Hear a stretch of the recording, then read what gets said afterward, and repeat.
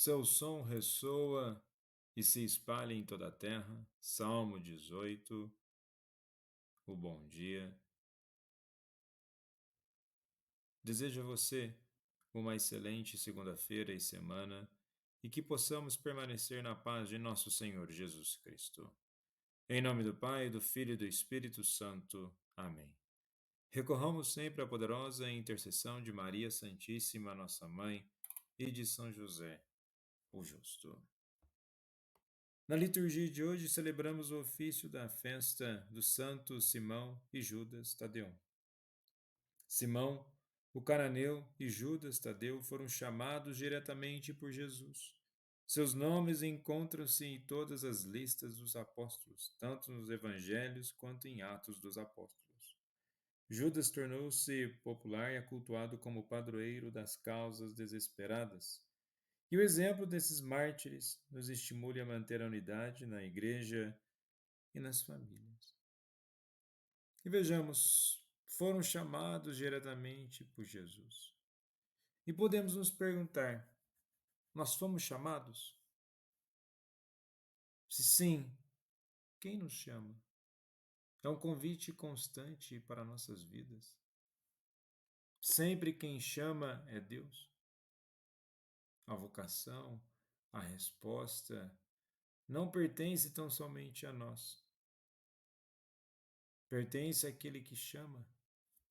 Somos de Deus e devemos voltar a nossa vida a Deus para que possamos crescer em santidade e perseverar no caminho da salvação. Na primeira leitura de hoje, na carta aos Efésios, capítulo 2, os versículos 19 ao 22, começa assim: Irmãos, já não sois mais estrangeiros nem imigrantes, mas concidadãos dos santos, sois da família de Deus. Vós fostes integrados no edifício que tem como fundamento os apóstolos e os profetas e o próprio Jesus Cristo como pedra principal. Então vejamos, nós somos concidadãos dos santos, sois da família de Deus. Não podemos aqui fazer uma leitura estrita, achando que a carta é destinada apenas aos Efésios na época, a todos nós. E o contexto dessa leitura é que devemos analisar que antes os gentios, ou seja, aqueles que estavam para além do mundo judaico, por assim dizer, eram considerados estrangeiros e peregrinos. Mas agora, através de Jesus, tornaram-se concidadãos dos santos e membros da família de Deus. A igreja é apresentada como um edifício espiritual construído sobre o alicerce dos apóstolos e profetas, com Cristo sendo a pedra angular. E esta estrutura cresce e se torna um santuário santo no Senhor, onde Deus habita por meio do Espírito. E certamente essa passagem nos traz um sentimento de acolhimento e pertencimento. Ela fala ao coração daqueles que já se sentiram excluídos, marginalizados ou distantes de Deus. A promessa de que todos, independentemente de sua origem, podem ser parte da família de Deus, traz conforto e esperança. Imagine o impacto dessas palavras para os gentios, que outrora eram vistos como estrangeiros no meio do povo de Deus.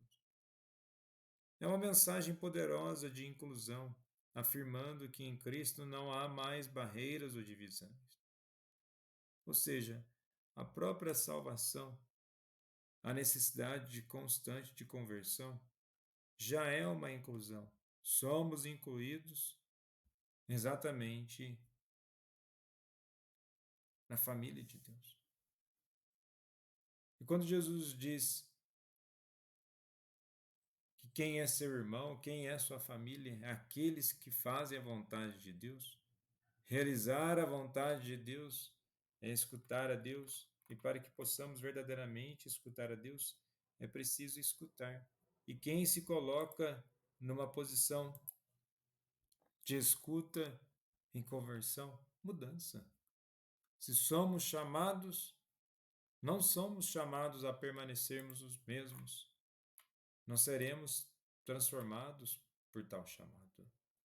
E no Evangelho de hoje, em Lucas capítulo 6, dos versículos 12 ao 19,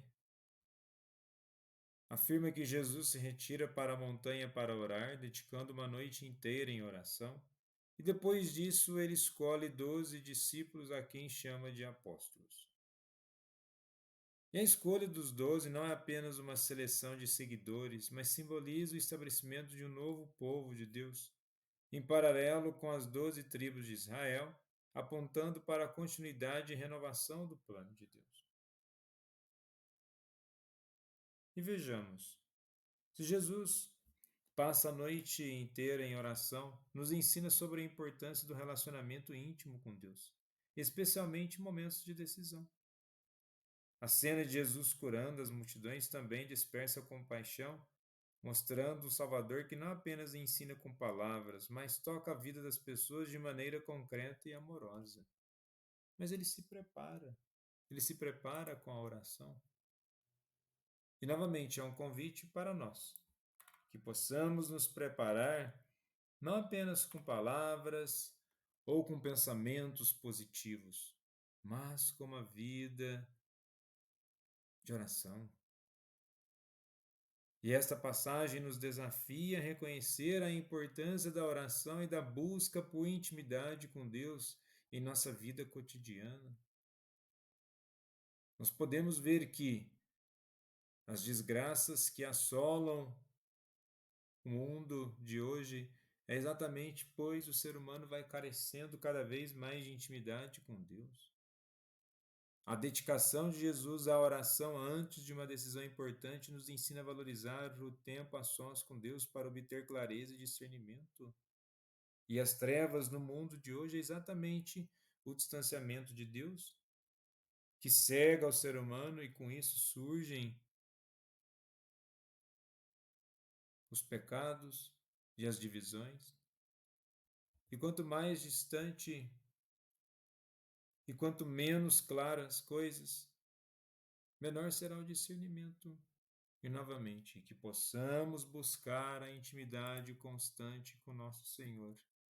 Ele sabe o que nós precisamos. E quando nós, em oração, nos colocamos à disposição de Deus, nos transformamos. E nos transformando, nós podemos contagiar outras pessoas a também se transformarem. Santo Simão e Judas Tadeu, rogai por nós. Jesus, manso e humilde de coração, fazei em nosso coração semelhante ao vosso.